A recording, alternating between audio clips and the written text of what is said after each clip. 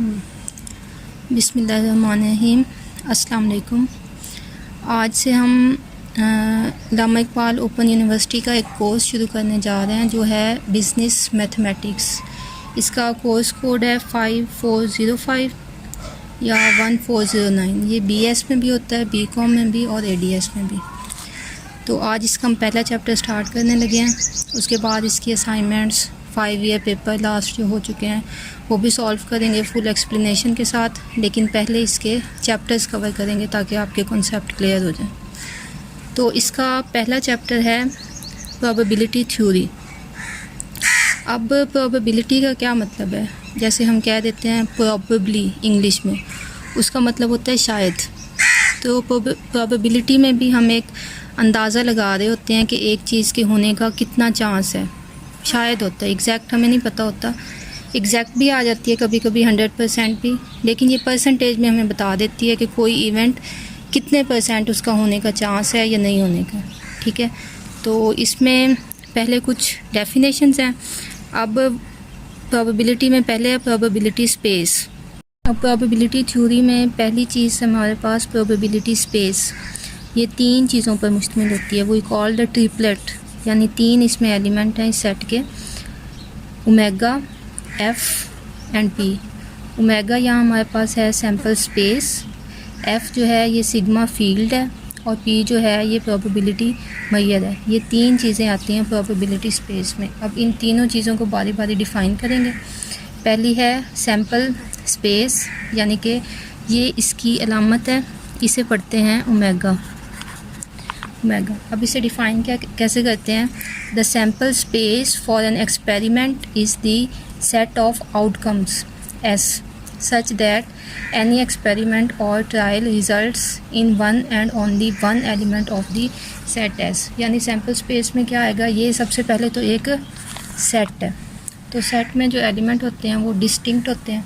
तो हम कोई भी एक्सपेरिमेंट कर रहे होंगे तो उसकी हम आउटकम्स को देखेंगे, यानी कि उसके रिज़ल्ट देखेंगे कि पॉसिबल रिज़ल्ट्स क्या क्या हैं। तो जितने भी उसके पॉसिबल रिज़ल्ट होंगे उनके सेट को हम कहेंगे सैम्पल स्पेस, और इसे ओमेगा से ज़ाहिर करते हैं। ठीक है, तो experiment is the set of outcomes, outcome यानी कि उसके रिज़ल्ट के एक्सपेरिमेंट के, सच दैट एनी एक्सपेरिमेंट और ट्रायल, एक्सपेरिमेंट और trial result in one and only one element of the set S. यानी कि जो उस एक्सपेरिमेंट का के रिज़ल्ट आएंगे तो जो एक रिज़ल्ट है उसे हम एक दफ़ा लिखेंगे, रिपीटेशन नहीं होगी। इसका मतलब ये है one and only one element, यानी कि जो भी हमारे पास आउटकम या रिज़ल्ट आ रहे होंगे उन्हें एक ही दफ़ा हमने लिखना है, बार बार रिपीट नहीं करना। ठीक है, तो सेट में होता भी यही है, डिस्टिंक्ट एलिमेंट होते हैं, रिपीटेशन नहीं हो रही होती है एलिमेंट्स की। तो the sample space for an experiment is the set of outcomes such that any experiment और trial result in one and only one element of the set S. तो पहली चीज़ इसमें इम्पॉर्टेंट है, ये एक सेट होता है। ठीक है, एक्सपेरिमेंट जो हम कर रहे होते हैं उसकी आउटकम्स का। और दूसरी इसमें इम्पॉर्टेंट चीज़ है result in one and only one element, यानी कि हमने एक एलिमेंट को एक दफ़ा लिखना है, रिपीट नहीं करना। ठीक है, ये हमारे पास सैम्पल स्पेस की डेफिनेशन आ गई। आगे इसके एग्जांपल भी करेंगे। Each element in the set S is referred as the outcome of the element, यानी सेट में जो एक एलिमेंट होगा उस सेट का, वो उसकी एक आउटकम को ज़ाहिर कर रहा होगा, दूसरा एलिमेंट दूसरी आउटकम को ज़ाहिर कर रहा होगा।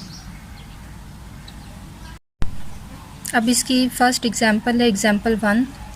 Suppose we flip the coin twice, यानी कि एक हमारे पास कॉइन है, उसमें 2 पॉसिबिलिटीज़ होती हैं, या हेड आएगा या टेल आएगा, लेकिन हमने उस कॉइन को 2 दफ़ा फ्लिप करना है। ठीक है, 2 दफ़ा उसे फेंकना है। And note down the outcome whether it is head और टेल, और बताना है कि उसकी आउटकम और पॉसिबल कौन कौन सी बनेगी। हमने कॉइन को 2 दफ़ा फ्लिप किया। ठीक है, तो उसके जो रिज़ल्ट्स हैं, जो आउटकम पॉसिबल हो सकती हैं, वो उसका सैम्पल स्पेस होगा।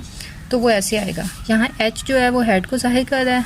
ठीक है, और जो टी है वो टेल को ज़ाहिर कर रहा है। ठीक है, जो एक कॉइन में 2 पॉसिबल हो सकते हैं। तो इसकी सैम्पल स्पेस क्या बनेगी? या पहली दफ़ा हेड आया है, दूसरी दफ़ा भी हेड आया, ये हो सकता है, यानी दोनों दफ़ा हेड आ गया। या ऐसे हो सकता है पहली दफ़ा हेड आया है, दूसरी दफ़ा टेल आ गया है। या जब हमने पहली दफ़ा कॉइन फ्लिप किया था तब टेल आया, और जब दूसरी दफ़ा किया है तो हेड आया, ये हो सकता है। या दोनों बारी में जब दोनों में फ्लिप कर रहे हैं तो हमारे पास दोनों में टेल आ गई, ठीक है। तो इसकी 4 पॉसिबल आउटकम्स हैं, इसके अलावा और कोई नहीं है, ठीक है। तो ये सारी उसकी आउटकम है एक्सपेरिमेंट की। अब देखें यहाँ कोई रिपीट भी नहीं हो रही, ठीक है। तो ये इसका सैम्पल स्पेस बन जाएगा head head, head tail, tail head और टेल टेल। इसके 4 पॉसिबल आउटकम्स हैं और वही इसकी सैम्पल स्पेस हो जाएगी। इस तरह अगर हम किसी कॉइन को एक दफ़ा फ्लिप करें तो फिर कौन सी पॉसिबल हो सकती हैं। अगर हम एक दफ़ा करें तो इसमें 2 ही पॉसिबल होंगी, या तो हेड आएगा या टेल आएगा, यही हो सकता है, ठीक है। तो ये इसकी है। आगे नेक्स्ट एग्जांपल है, suppose you can make a phone call to your friend and note down the duration of call. Maximum time allowed in is 5 minutes. Then what can be the duration of the call? ठीक है। अब वो call duration के लिए हमने sample space निकालना है और हमें बताया है कि मैक्सिमम टाइम हम 5 मिनट्स तक जा सकते हैं। तो इसमें क्या पॉसिबल, कौन कौन से आउटकम पॉसिबल हैं। इसमें हमारे पास जो सैम्पल स्पेस टी बनेगी वो बिलोंग करेगी, ये हमारे पास क्लोज्ड सेट है, ये भी एक सेट है, ये क्लोज्ड सेट है। ये ब्रैकेट जो होती है ये क्लोज्ड को ज़ाहिर करती है। 0 5 यानी 0 और 5 के दरमियान जितने भी डिजिट्स आ रहे हैं वो सारे इसमें आएंगे, ठीक है। और इसमें सारे रियल नंबर आ जाते हैं, तो ये हमारे पास एक इनफाइनाइट सेट बन जाएगा, ठीक है। या तो कॉल की और फ़ौरन बंद कर दी, ये हो सकता है, या वो दरमियान में 1 मिनट बाद की, 2 मिनट बाद की, 1.5 2.5, ठीक है आगे। तो ये सारे इसमें आ जाएंगे और मैक्सिमम 5 मिनट तक जाएगा, ठीक है। तो ये इसकी बन गई sample space. Duration of the call can be any time from 0 minute to 5 minute. So we say that the sample space is infinite, infinite है यहाँ। उसके बाद है थर्ड एग्जांपल है, find the sample space for selecting a prime number less than 15 at random. अब इसके लिए पहले प्राइम नंबर आप लोगों ने पहले भी पढ़े हुए हैं। प्राइम नंबर क्या होते हैं, मुफ़रद अदाद। अगर किसी ने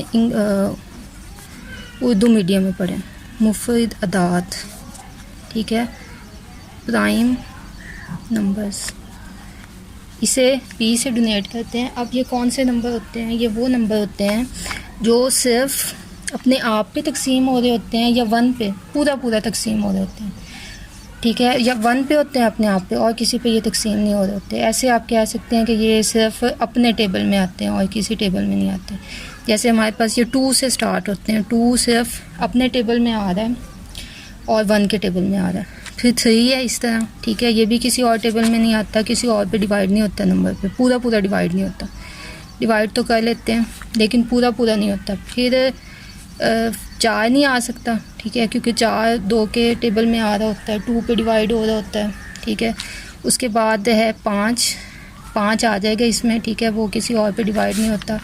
6 नहीं आ सकता, वो 2 पे भी हो रहा होता है, 3 पे भी हो रहा होता है। 7 आ सकता है, ठीक है, वो नहीं डिवाइड हो रहा होता। फिर 8 भी 4 के टेबल में आ रहा होता है, 2 के टेबल में आ रहा होता है, 4 2 are 8, वो भी नहीं आएगा।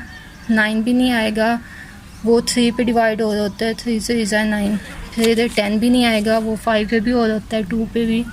11 आएगा, ठीक है, वो सिर्फ वो किसी और पे पूरा डिवाइड नहीं होता। फिर इसके अलावा 13 इस तरह। 12 नहीं आएगा, 6 और 2 के टेबल में आता है, 3 में भी आता है, 4 में भी आता है, वो नहीं होगा। इस तरह 14 नहीं आएगा। इसमें इवन नंबर तो आ ही नहीं सकते क्योंकि सारे जो इवन नंबर हैं वो 2 पे तो डिवाइड हो रहे होते हैं कम अज़ कम, ठीक है। तो इवन को तो छोड़ ही दें, ऑड में देख लें। 14 नहीं आएगा, ज़ाहिर है इवन है।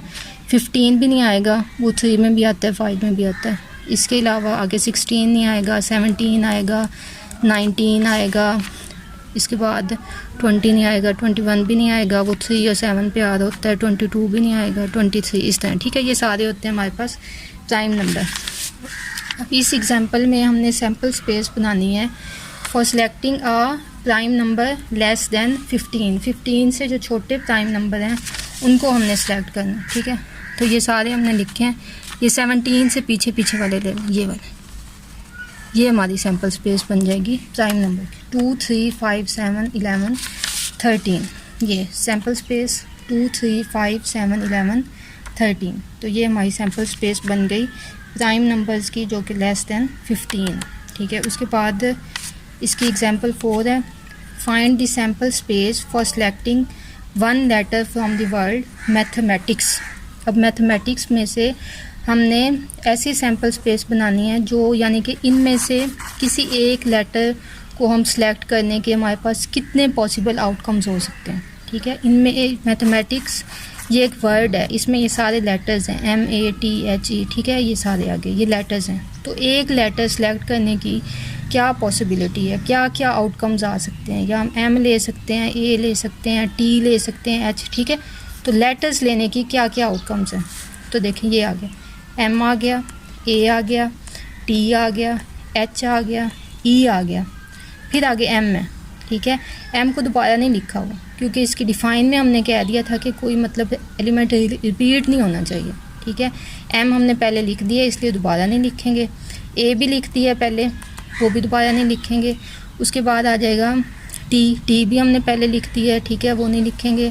फिर I आ जाएगा, C आ जाएगा और S आ जाएगा। ठीक है, तो मैथमेटिक्स जो वर्ड है इसमें से अगर हम एक लेटर सेलेक्ट करना चाहें, ठीक है, तो हम ये लेटर्स ले सकते हैं। ये उसका सैम्पल स्पेस बन जाएगा, इसमें ये वाले एलिमेंट्स हैं। ठीक है, तो ये हमारी पहली जो डेफिनेशन है ये मुकम्मल हो गई है डिफ़ाइन के साथ। आई होप आप लोगों को समझ आ गई होगी। तो नेक्स्ट वीडियो में हम नेक्स्ट डिफ़ाइन के साथ अगली डिफ़ाइंस करेंगे जो हमारे पास है। F ये सिग्मा फील्ड होती है और P जो होती है ये प्रोबेबिलिटी होती है। Thank you.